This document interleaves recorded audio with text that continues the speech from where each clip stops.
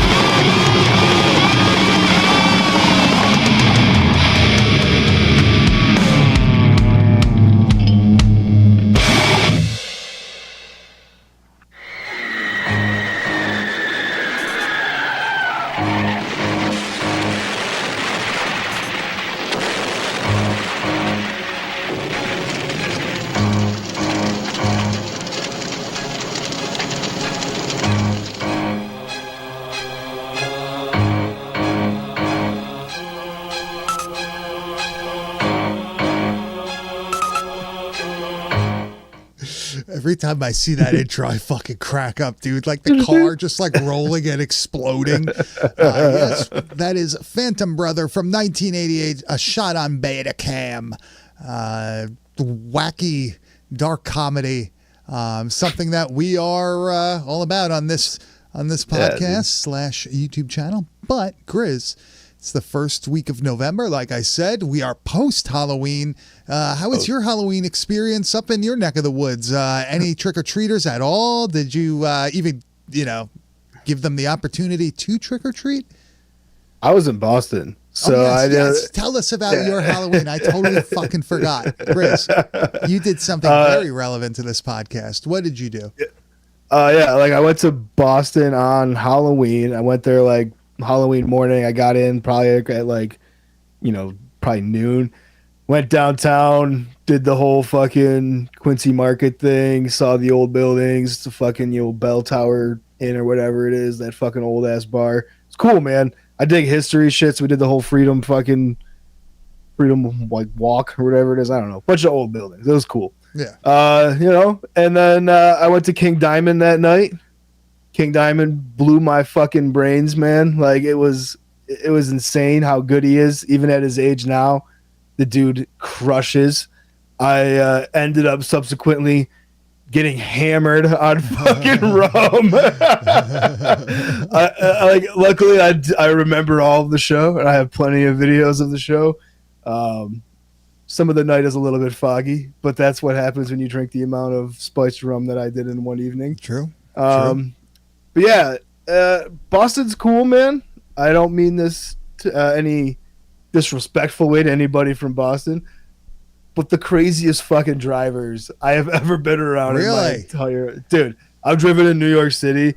I've driven in like DC and like all these areas. They're supposedly like crazy drivers and shit. Dude, Boston has the wildest fucking drivers, dude. Yeah. Like I've never seen just people just like have no regard for any signs. They just like traffic is moving and we're going to continue to move into it. Like everything is a zipper merge in fucking Boston. Dude. Yeah. Don't matter where you are. That's so funny. Did he It was cool though, man. What was his set list like? Did he play, was there like any sort of, all the fucking hits, dude. Fucking got Abigail, opened up with Abigail, doing the whole fucking coffin ceremony with the fucking baby doll and shit, dude. Nice. We got Sleepless Nights, which was definitely the highlight of the show. Not only like vocally is that like his best song, I think, but like the guitar solos and like, dude, what the fuck is the dude's name now? I've been Andy LaRue, fucker LaRue or whatever, however you pronounce that dude's I think it's name, LaRock. Right? LaRock. Yeah, that dude. Yeah. He's good, right? He looks like Rod Stewart, but he's good. He's got to be one of the best. Like, honestly, I don't think people give that dude enough credit. Dude, at his age now, too, he's an older fucking dude. He's up in his 60s just like fucking the King is. Ripping. Yeah. I'm like, Yeah. not missing a fucking beat, dude. Everything is like dialed the fuck in. It's honestly like watching them is like listening to a fucking album. It's good. Like they're so live. It's one of those things where it sounds exactly like the album, but exactly. better. But better. Yeah, but like more powerful, dude. Yeah. And like King's voice live, it just, dude, it literally is insane. The highs this dude can hit, how clean it is at his age. Like there's no like break in his voice. He still got it. All, man. Oh my god. Was there an opener? Did anybody open, or is it just him? Oh yeah, so there was like one opener, like I can't remember their name. They're like a smaller band that's just coming on that they're taking with them. And then like, so Overkill wasn't scheduled to play that night, right? But like somehow they ended up being free. They ended up showing up in Boston and they play. I've never been an Overkill guy, right? Yeah. I don't know. Dude, I think I'm sold on fucking Overkill all these years later, man. You had to see it live. That's I did. Like, dude, the Bobby Blitz, all the shit that dude has been through, like the fucking cancers that he had and shit, and just like almost dying on fucking tour from pneumonia. Dude, he's out there old as fuck, just ripping these fucking songs, dude. And like the band was super fucking tight. Like it's super good thrash. Okay, I'll compare Overkill to just like King Diamond, where it's like the music, no matter what the vocals are, fucking rules. The music is rips. Yeah. The vocals are an acquired taste. If you can get like, not everyone gets down with it. You gotta get used to it. You get used to it.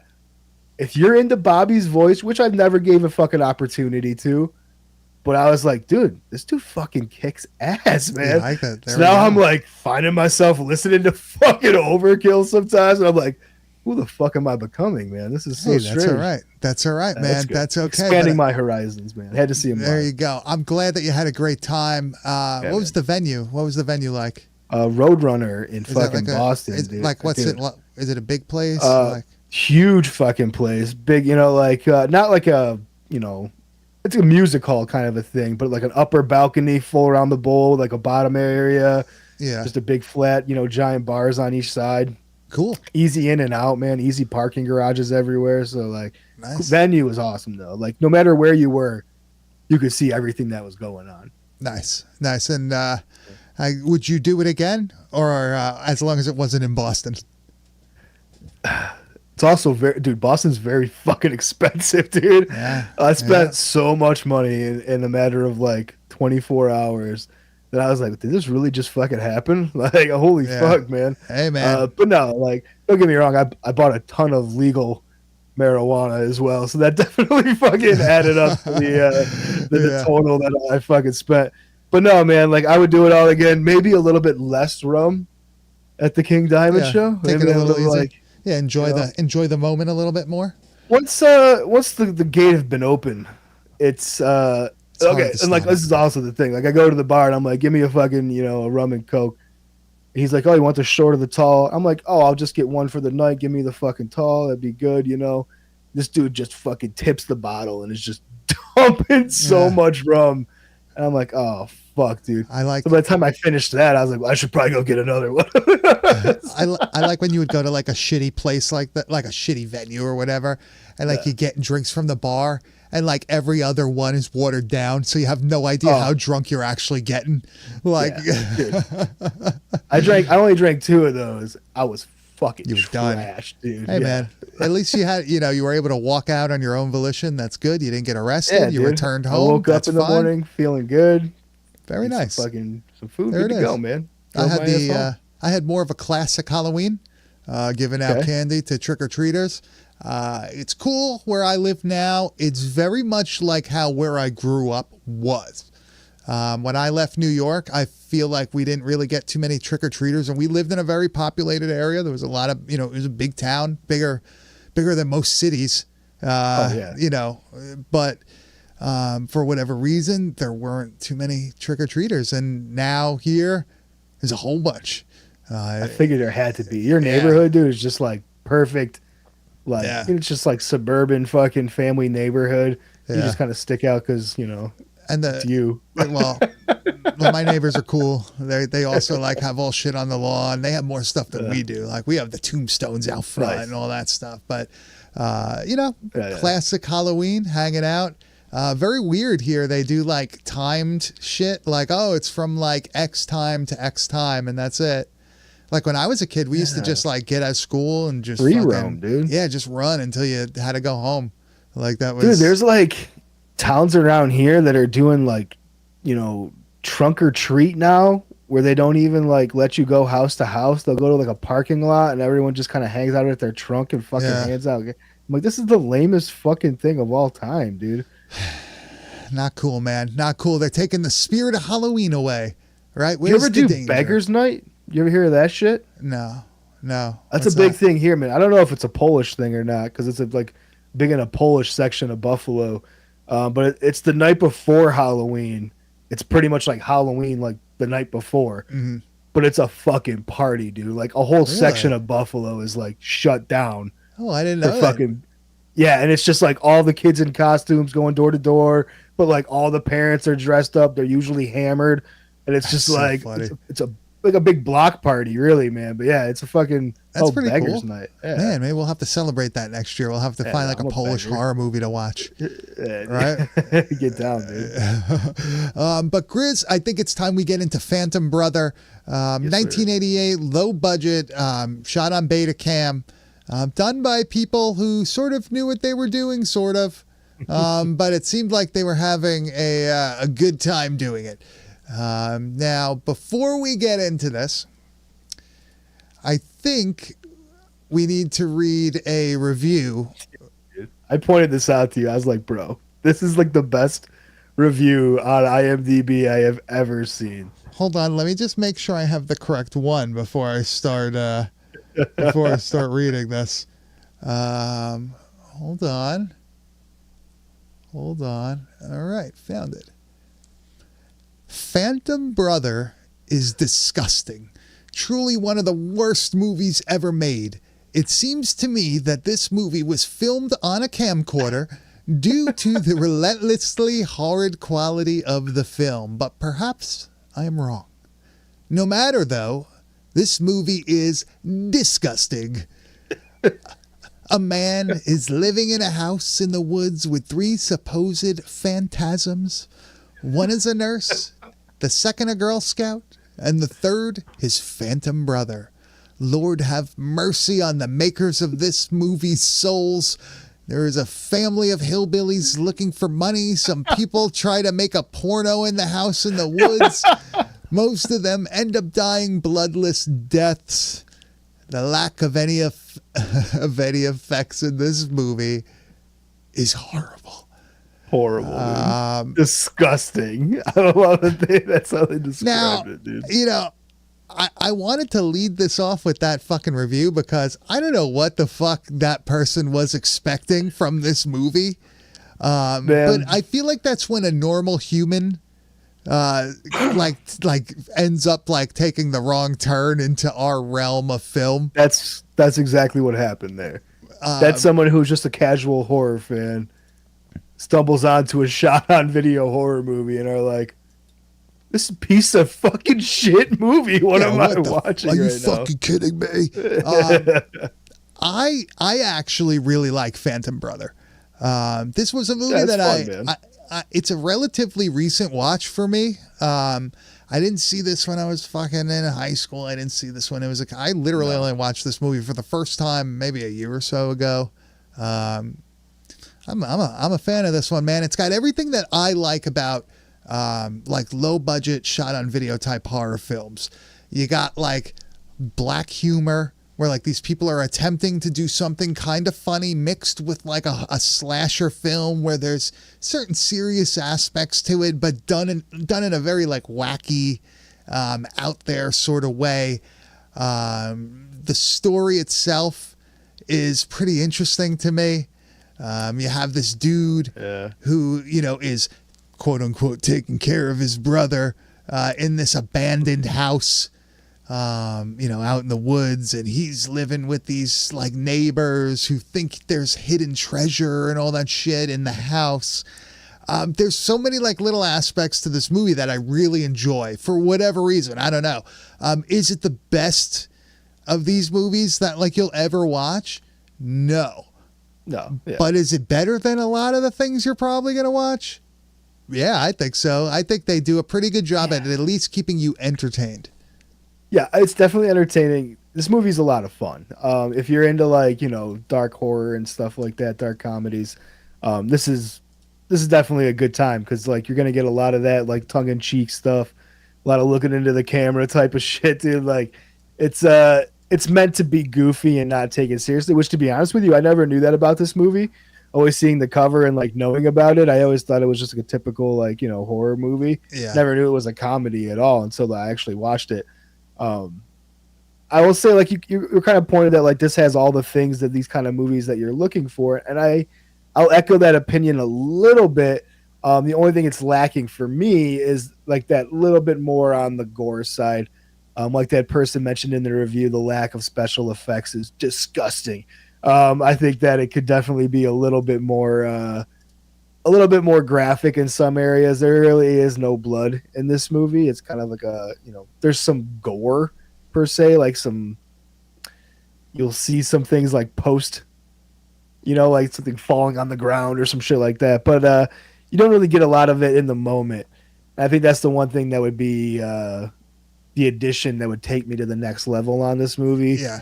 As far as the story goes, I think it's got a solid premise there, but man, it's very convoluted at times because there's so many things coming in and out of it. A lot of moving parts in this one.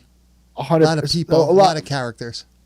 Especially for a low budget movie, man. Like it kind of like steps its bounds a little bit and tries to be a much bigger movie, I think, than what it's capable of being. Yeah. Because it just kind of becomes a little confusing at times. Yeah, I think it does get a little confusing at points, but I do think that it drags you along. Like, and eventually you like, oh yeah, okay. Like, you understand like what's going on. One thing that we realized as we were doing a little research for this and talking before we went on, the guy that plays the main dude, our main character, Abel, John Gigante. Gigante, great name. He was fucking Ben Stiller's stand-in on, let's see here. Zoolander, right? Yeah, like Zoolander, Meet the Parents, The Royal Tenenbaums, Duplex, and Along Came Polly. I love that. So now that if you look at this guy now, so you'd be like, yeah, he could play a fucking Ben Stiller from behind for sure. Yeah, I mean, I'm pretty shocked actually that this guy, like, how do you get to become like a stand-in for somebody like Ben Stiller on like these, extremely. Yeah, you audition for that, like, hey, I kind of look like Ben. Let me go see if I can stand in for him. Yeah, you just like a PA, and they're just like, yo, dude, like, you kind of look like Ben Stiller. Like, come over here, man. You want to be in a movie? More than likely how it happened. Yeah. But I do agree with you with your, the statement of like, it just needed like a little bit more. Yeah. There are like a decent amount of kills in this movie. Some of them are pretty creative, but the problem is that like, you don't really see much. You kind of see some aftermath. Like there's a few times where you see like limbs on the ground or there's like squirts of blood here and there, but it doesn't seem like they were too worried about like showing gore and all that stuff. It seemed like they were trying to make more of, a funny, like a parody almost, Yeah, I think parody is a good word because I was just gonna say there's a lot of like borrowed things in this movie, even like down to the score. Like in the beginning, the score has so much of that like Friday the 13th staccato violin parts that are like they just mimic the Jason Voorhees theme song, if you would call it that, I guess, or whatever. And then like there's parts of this movie where people are getting stabbed, and it makes the exact same sound as in fucking Psycho in the shower scene where like she gets stabbed. So I was just like, man, they're really fucking digging in and just, taking what worked before from other things and throwing it in here. But I guess, given the type of movie it is, it's forgivable because it's like I'm not supposed to take this seriously. So I guess it's like forgiven that it's like a blatant ripoff of some of those things. Yeah. What did you think about like the hillbilly family that our main character ends up like being adopted by? And the dad's only nice to him because he thinks eventually he'll figure out where the treasure is buried or whatever. Yeah, this family gold thing is weird. So basically this main character, Abel, like survives this car crash when he's young, and the rest of his family supposedly dies, and he's like, eventually gets sent with this fucking hillbilly family you're talking about. And the rumor is that the family that died had like a large gold stash or some kind of treasure that was worth a lot of money at the fucking old house that they lived at, that the fucking Phantom brother is now staying at. And yeah, it's definitely this like, the family's a complete piece of shit family. Like all the brothers treat him like garbage, and like the dad's basically, like you said, just nice to him to kind of like, let's get closer to the house, let's get some information, you must know where the treasure is, kind of the thing. But man, that family is fucking gnarly.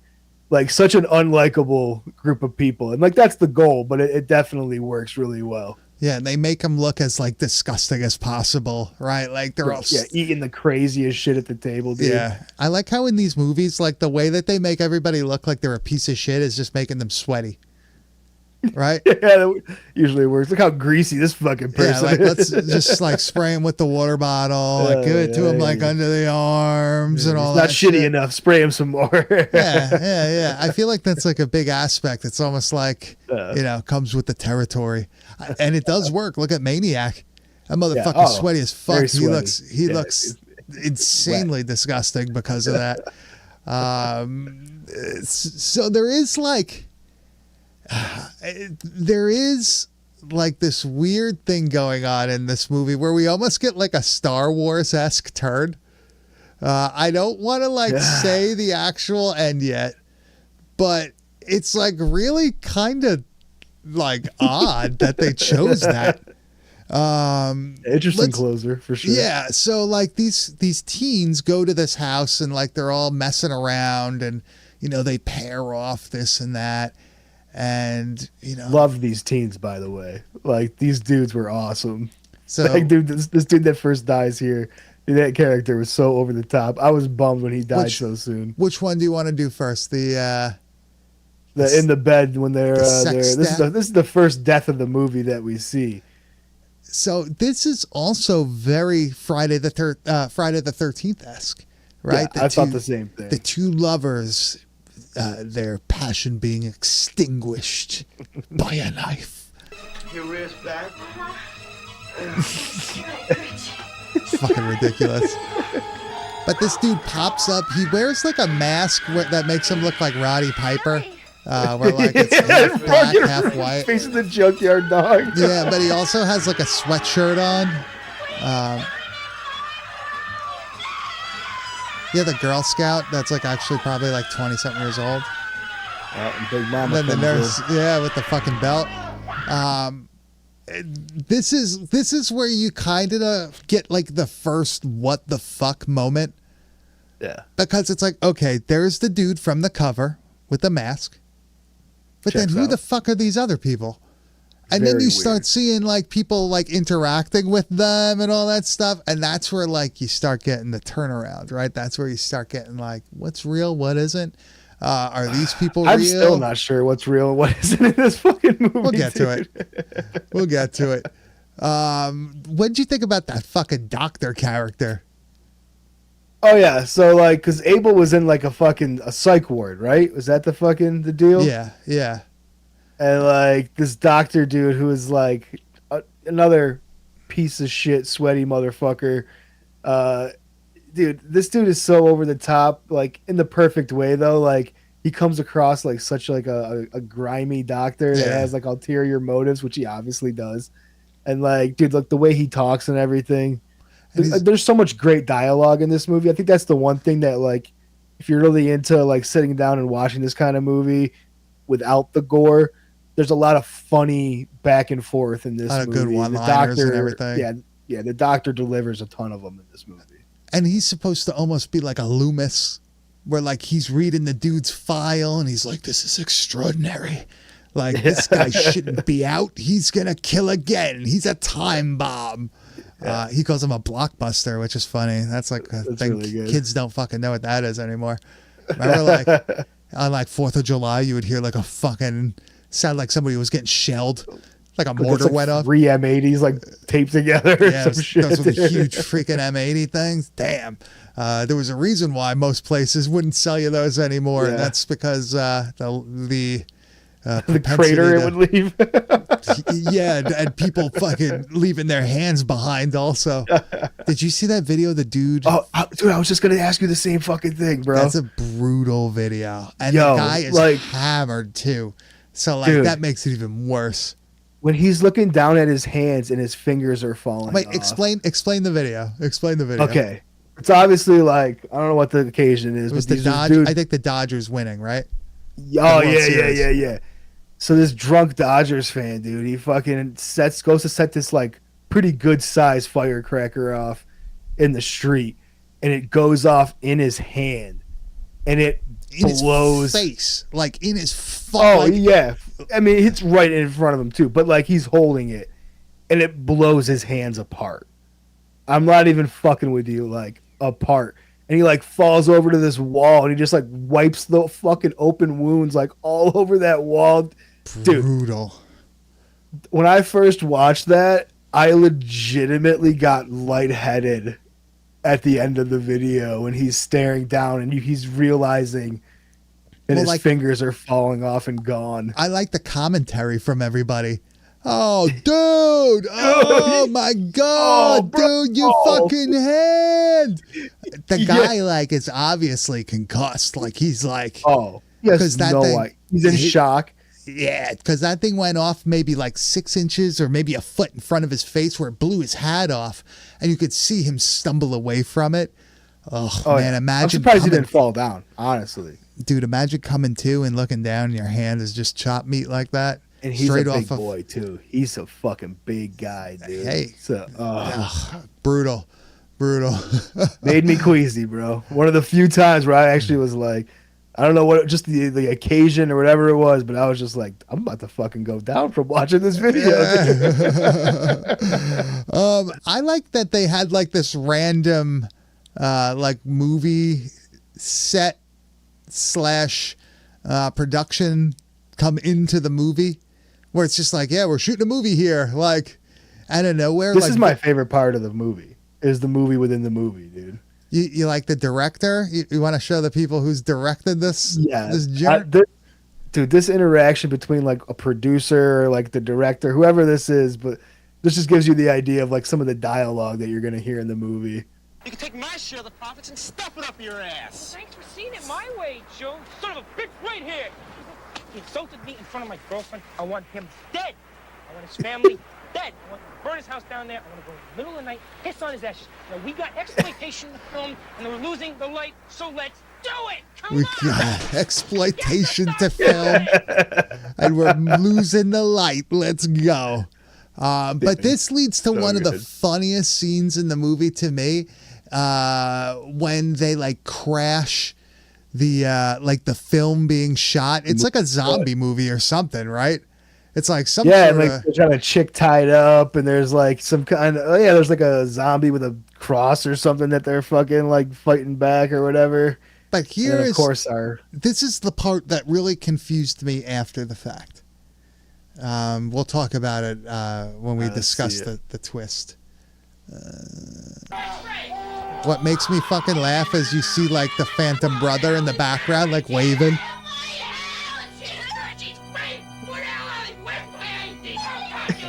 These people are great. Look, wait. No, not that. There's like, it's just madness going on the set. But you see the Phantom Brother in the back, like waving, jumping, like, ooh, hi, I'm here. This shit is fucking hilarious. One thing I gotta say is the Girl Scout it's kind of fucking creepy, dude. Out of like all of them, like that's the only one that's like actually like, oh man. I don't like her, dude. That's scary shit, bro. Yeah, imagine like that showing up like middle of the night at the foot of your bed holding a fucking knife. I also have questions about a lot of things in this movie based off the ending. So we're gonna have to figure that shit out, dude. Let's play probably the best. Would you say the best kill in the movie is the circular saw one? Money. Yeah. So this is the dude that basically adopted our main character, and he's like, "Fuck it, we're going into the house. We're gonna fucking find this shit. We're gonna find the gold." And unfortunately for him, he finds something else. He thinks the gold is in this oven. Oh, it's horrible. Yeah, it's a head. It's a head in there. And our Phantom brother attacks him with a circular saw. It's plugged in. Yeah, he tries to escape through the window, and he gets his legs cut off because he's stuck apparently. And there's our leg. I like that it's a corded circular saw. Like I like. Be. Yeah. I don't think anything will ever beat the Driller Killer like battery pack belt. Oh but, my god! Anytime that there's like a cutting device in these movies and it's run by a cable, chef's kiss. I love it. It's gotta be it. If it's this time period, it's gotta be. I mean, now we have the pleasures of killing people battery operated with like 20 amps that'll just fucking cut through bone like butter. Days. But we didn't have that back then, dude. No. You got about 18 minutes off that shit, and that was it. You're lucky. So Chris, why don't we talk about the let's talk about the ending here, or at least one of the endings. Let's talk about the first. The first twist is that the three entities are not three separate people. They're all Abel, and they're just his. Yeah, they're all him. Well, not the brother, but yeah, like they're all the Abel. Yeah, our main character. So that's why that scene with the movie is kind of confusing, because people are actually interacting with the other like projections. So that was kind of confusing to me, but maybe it's actually haunted the house. Maybe that's very confusing, because even in the fucking first scene where the people are screwing and they get killed, they all kind of like, they play it as if they're all in the same fucking room together. Yeah. So it's like, what the fuck is happening if it's all the same person? And that's a pretty serious, big lady suit that he puts on there to make that. Is he actually changing, or is these just things that I don't. Are they actually real, or are they fucking figments of this guy's imagination? Is what I gotta know, dude. They're all figments of his imagination. He so it's is not the him. Phantom brother. Yeah. Okay. It is him. It's him all along. Yeah, it's him all along. So that's why you're able to see the two of them together in the window at the one time. The Girl Scout and the Phantom brother, when the porn people are coming in, being like, "Oh, I bet you I could kill more than you." And like they're in the window talking together. If it's the same fucking person, then it can't. It's just Abel. Yeah. He's talking to nobody. He's going back and forth. Man, it's like my mom, a lot of work. That's a fucking lot of work. I like the thing. I like the thing that snaps him out of it, though. Right? Oh, just like him being told. No, him popping the doctor. Oh, like yeah, but like, see, I don't know if you think him doing that to the doctor is what, like, that's the realization, or if it's just like all the shit the doctor was saying before that. They made it seem like it was after he like killed him, like that was like the. I took the whole event as like the curing process, like the doctor laying it on him, like, motherfucker, you're crazy. It's all you. You are these people. Now I'm gonna fucking kill you because like I want the money. Yeah. And he's like, I'm gonna shoot you. Let's play the clip, because it's actually kind of funny how this shakes out. You think I give a damn about you? I'm a city employee. I don't give two shits about you. A city employee. I've had it. Come on, kiddos. See what I got? All right, sucker ball. Tell me where the money is, or I give you the ultimate headache. Doc, Why? you're spilling your beer. Oh, shit. Oh shit. Gives him the old shot in the belly. I feel like that was it, man. There's no more money. There's no more people chasing the money. That's it. That like. I love his explanation of where the money went. Where he was like, look, I have to bury these people. I got to buy shovels. I got to feed all these different personalities. Yeah. He's like, I bought 237 pairs of shoes this year. Like, that shit's fucking hilarious. You know, it turns out the doctor was a piece of shit. He kind of comes back to normal. But there's a revelation again. The girl that he has solidly been hooking up with for the past, we don't really know how long, has something. Ulterior motives. Has something to tell him. So, who cut the brakes on the family's car?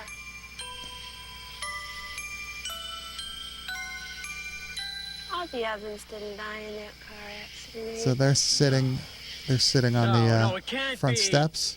Abel And Ben Stiller.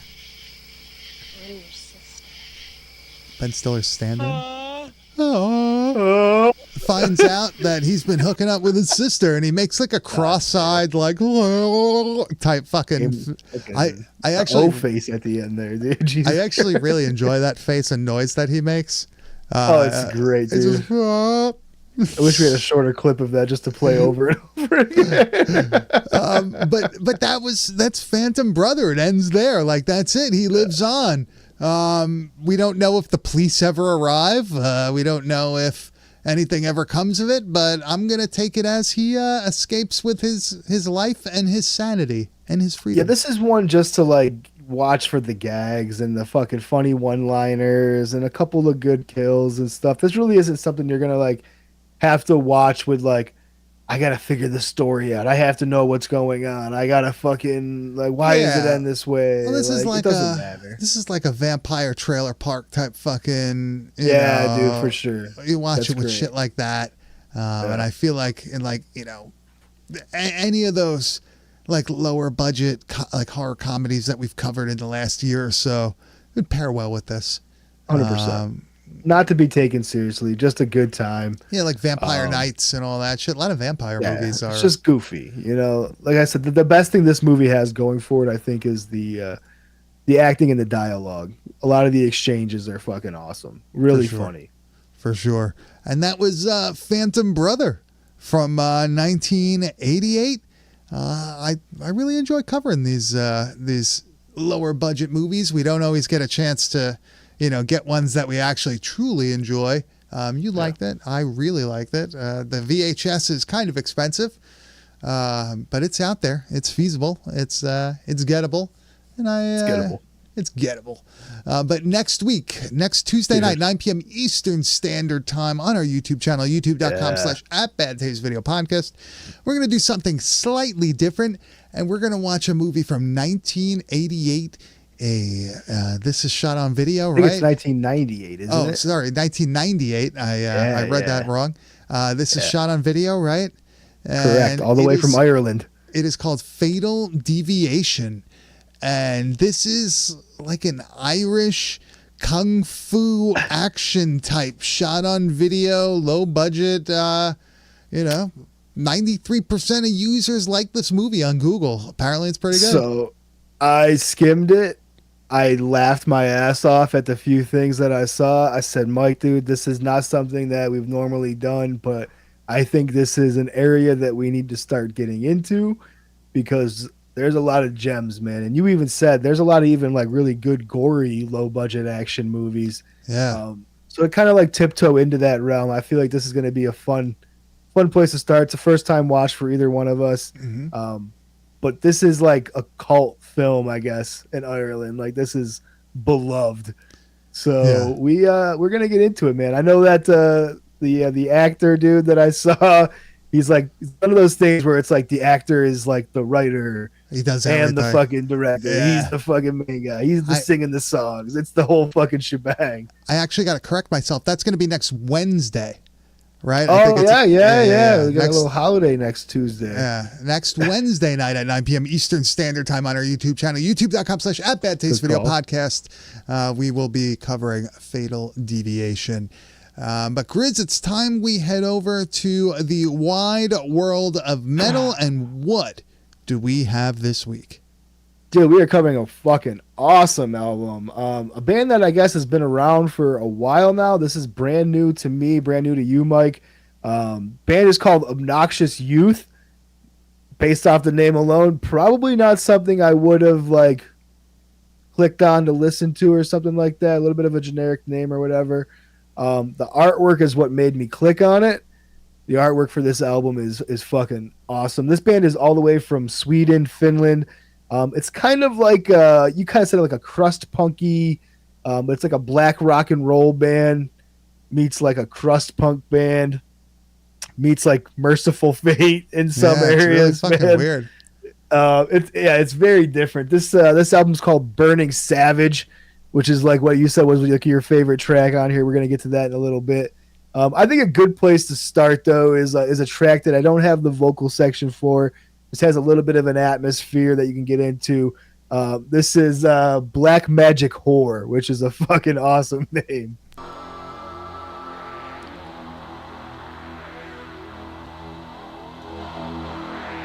I like that they use a lot of like the synth stuff. Yeah.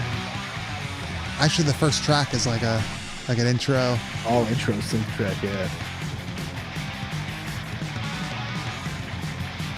It's like that cool yeah, like those little These fills are so good. yeah, like, what the fuck? Dude, like how is this live? That's what I want to know. I gotta look up live videos after this. I want to see what they sound like live. Or at least what it looks like live. You know, I hope it's dialed the fuck in, man. I bet it's such a good time. Yeah, you could. They're like fucking rippers. Like the guitar players are fucking awesome. There's solos throughout the whole goddamn album. There's like so many of these like riffs with like these like little fill type solo these things. Tails that are just insane, dude. There's a ton of that shit in this. Which one do you want to do next? Let's get into Bitch Creek. I thought this name was fucking hilarious. I knew you were gonna pick this one just because of the name. Just for the name.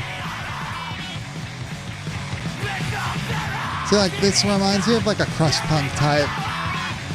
Oh yeah.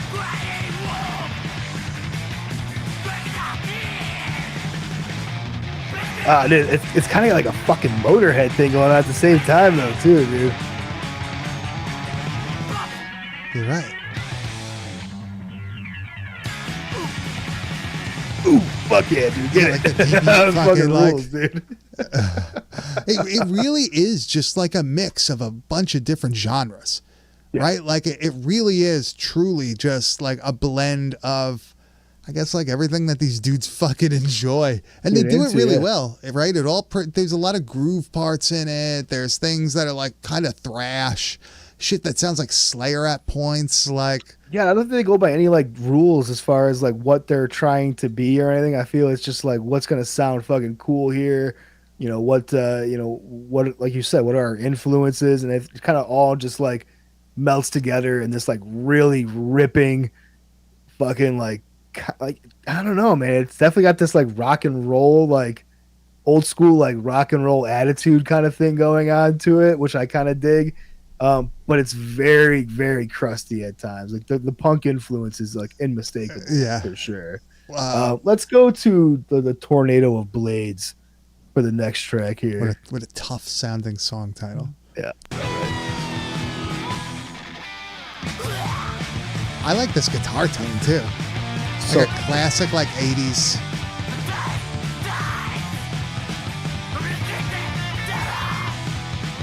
Love the vocalist too, man. That delivery rules.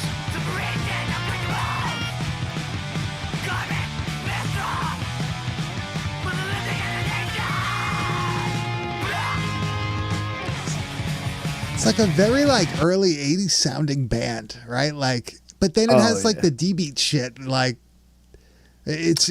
I think that's the only thing that throws that off from being specifically like this throwback kind of a band. Is the very much like crusty, grindy kind of fucking influence that parts have. There's like blast beats in this album and shit like that. You wouldn't have heard, straight blast and stuff like that. And like those early, fucking Venom and stuff like that kind of albums and shit. But man, what a great Great fucking album. And I had to ask you, I was like, what's your favorite track, dude? And you were like, Title track. it's yeah, dude, it's fucking Burning Savage, the fucking title track. Come on. You were like, and the reason why is because it sounds like Merciful fucking Fate. And I didn't think about it at first, and now that I heard it back, I was like, damn, this really fucking does.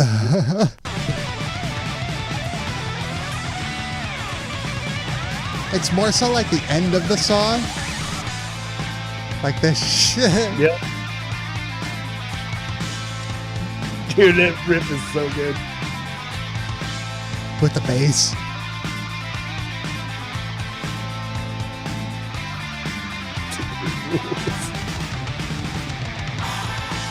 Like, this is so It's fucking so awesome.